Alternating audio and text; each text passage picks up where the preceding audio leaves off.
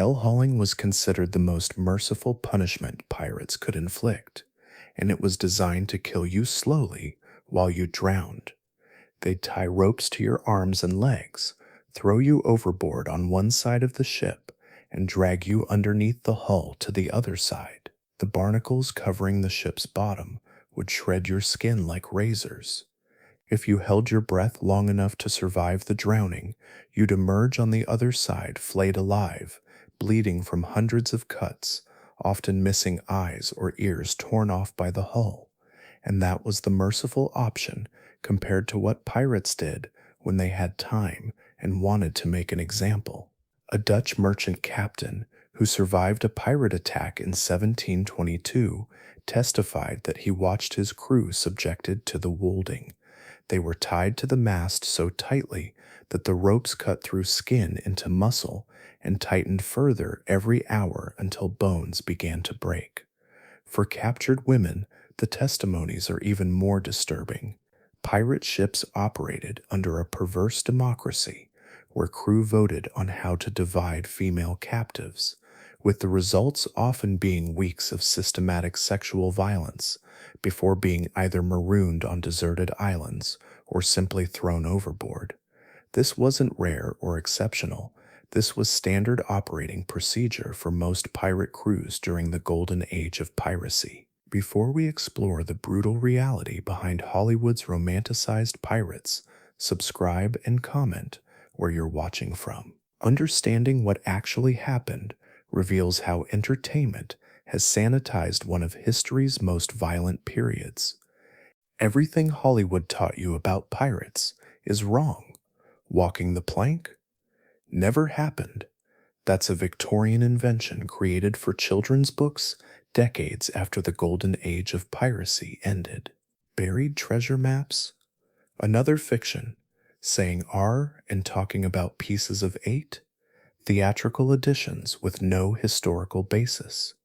The real pirates of the 1650-1730 period were something far darker than swashbuckling adventurers. They were desperate men operating outside all law, where violence was the primary tool of their trade, and human life had less value than the rum in the ship's hold. When a pirate ship spotted a merchant vessel, they would raise their flag, often the famous Jolly Roger's skull and crossbones, designed specifically to terrorize victims into surrendering without a fight. This wasn't bravado, it was calculated psychological warfare. Pirates had learned that their reputation for extreme brutality was their most valuable weapon. Most merchant ships would surrender immediately upon seeing pirate colors, because everyone knew what resistance meant. The ships that fought back discovered why surrender was the better option. Pirates needed to maintain their terrifying reputation, and they did this by ensuring that survivors of violent captures spread word of what happened to those who resisted. The economics of piracy demanded efficiency. A quick surrender meant minimal damage to the ship and cargo. Resistance meant the pirates would take the time to make examples of the crew in ways that would be talked about in every port for months afterward. When pirates successfully captured a ship, they followed a practiced routine designed to extract maximum value. First came the immediate violence. Resistance was punished brutally and publicly to establish dominance. Crew members who had fought were beaten, sometimes killed immediately, as examples to the others. Next came the interrogation. Pirates assumed every ship carried more valuables than were immediately visible. They had developed sophisticated torture methods, specifically designed to make captives reveal hidden treasure. The captain and officers received special attention, as they were most likely to know where valuables were concealed.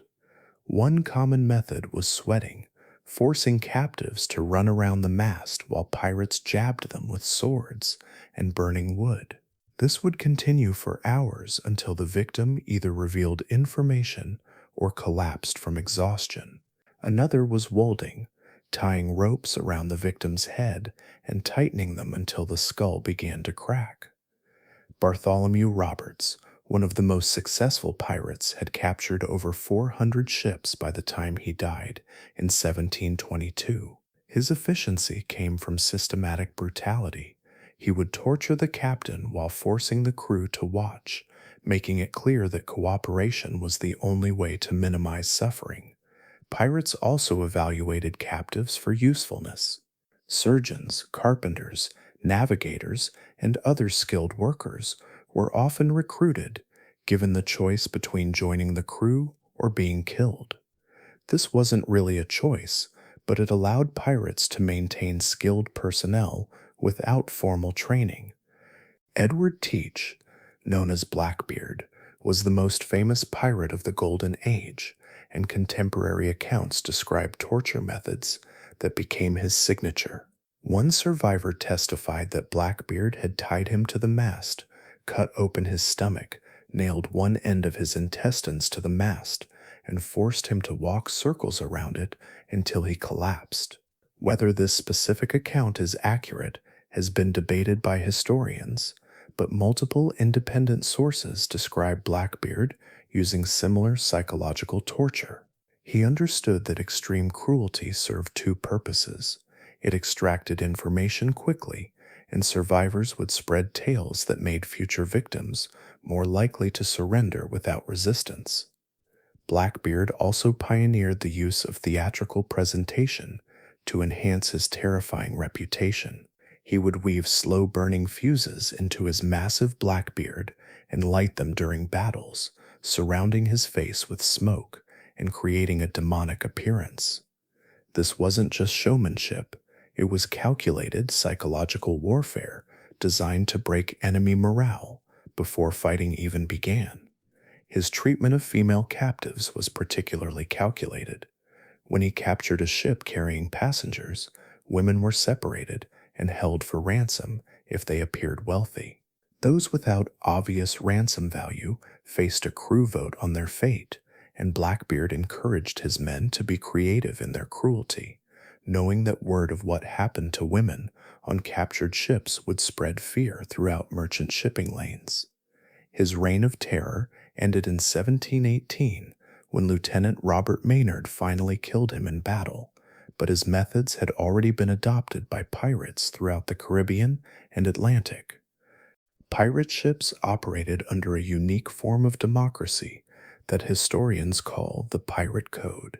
Captains were elected by crew vote and could be removed the same way. Major decisions, including the fate of captives, were put to crew vote. This sounds almost enlightened until you understand what they were voting on. When a ship carrying female passengers was captured, the crew would vote on how to divide the women. This wasn't about ransom or mercy, it was about systematizing sexual violence. Some crews voted to keep women aboard for weeks, others voted for immediate disposal after the initial assault. The vote made everyone complicit, ensuring no one would later testify against shipmates. Anne Bonny and Mary Red, the two most famous female pirates, participated in this system. Court testimony from their 1720 trial describes how Anne had personally tortured male captives and voted on the fate of captured women. Her participation in crew violence wasn't exceptional. It was required for survival in a world where showing weakness meant becoming a victim yourself. The Pirate Code also covered the division of torture duties. On some ships, specific crew members specialized in interrogation, developing expertise in methods that would break captives quickly. Others were designated executioners for captives who had no ransom value or useful skills. This democratic structure had a dark efficiency. By making everyone vote and participate, pirates ensured collective guilt that bound the crew together. No one could claim innocence later because everyone had voted on the cruelties that followed. Marooning was psychological torture disguised as mercy. Pirates would abandon victims on barren islands or sandbars with minimal supplies, typically a pistol with one bullet, a bottle of water, and nothing else. This gave the victim a choice between three deaths: quick suicide with the bullet, slow death from thirst, or slower death from starvation. The cruelty was deliberate. Pirates wanted victims to spend days contemplating their fate, knowing rescue was unlikely. Most marooned individuals chose the bullet within 48 hours as thirst and despair set in. Those who didn't faced weeks of suffering as they watched distant ships that never came close enough to see their signals. Edward Lowe, notorious even among pirates for his cruelty, once marooned a captain who had resisted capture but gave him the pistol without any bullets, just to ensure maximum psychological torment as the man realized he couldn't even choose the quick death. Female captives faced a grimmer version of marooning. Often they were abandoned after weeks of abuse aboard the pirate ship, making the isolation of the island seem almost like relief until the reality of slow death set in. One documented survivor, rescued after 3 weeks on a Caribbean sandbar, described watching her companion slowly go mad from thirst, trying to drink seawater until her body gave out. The survivor lived only because a passing naval vessel happened to see her signal fire. Her testimony about what pirates had done before marooning her was so disturbing that portions were redacted from official court records to protect public sensibilities. In May 1718, Blackbeard blockaded Charlestown, now Charleston, South Carolina, with his fleet of 4 ships, demonstrating how pirates used civilians as leverage against entire cities. He captured several vessels trying to enter or leave the harbor, taking hostages including prominent citizens and a city council member's young son. Blackbeard's demand was simple: deliver a chest of medicine, or he would send back the hostages' heads. The city complied, revealing how effectively pirate brutality created terror that extended far beyond individual ship captures. But before releasing the hostages, Blackbeard stripped them naked and beat them publicly as a demonstration of his power. This incident reveals the systematic nature of pirate terror. The blockade wasn't about the medicine. Blackbeard could have purchased medical supplies in any port. It was about demonstrating that pirates could shut down major cities and humiliate their leading citizens with impunity.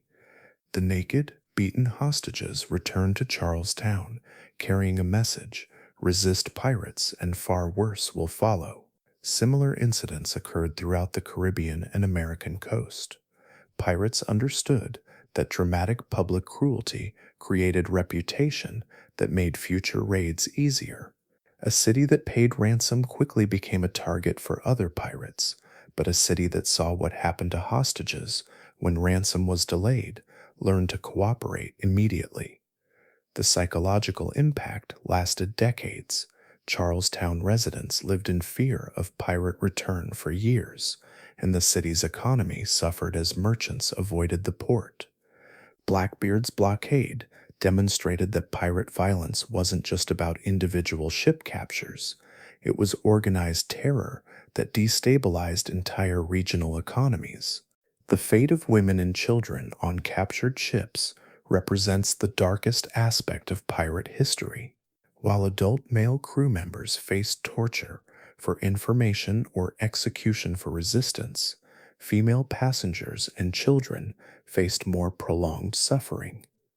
Wealthy women could hope for ransom, but this meant weeks or months aboard the pirate ship while negotiations proceeded. During this time, they were at the mercy of crew votes that determined their treatment. Even ransom didn't guarantee safety.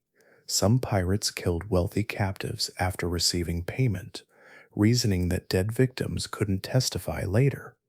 Women without obvious ransom value faced systematic sexual violence.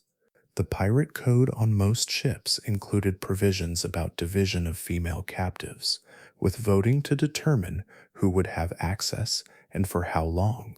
This wasn't hidden or shameful to pirates.